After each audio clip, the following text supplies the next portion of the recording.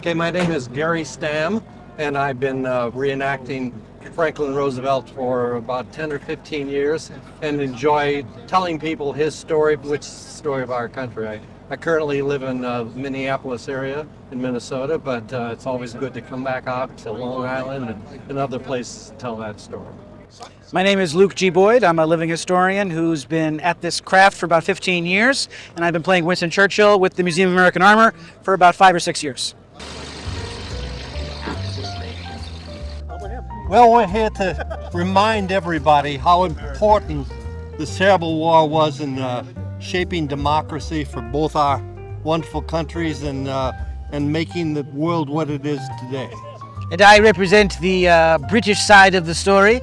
The United Kingdom was pummeled by Nazis and by the Blitz.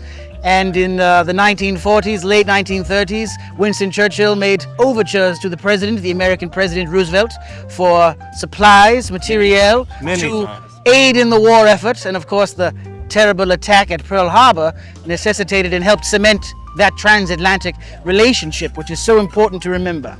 And we give Mr. Churchill credit.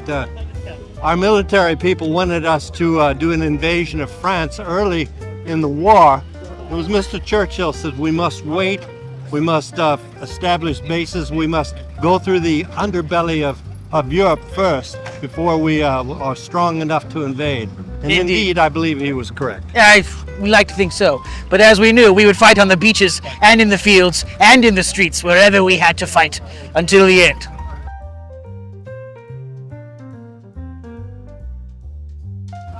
Well, I think we tend to forget the bad things that have happened in our history, feeling they'll go away forever.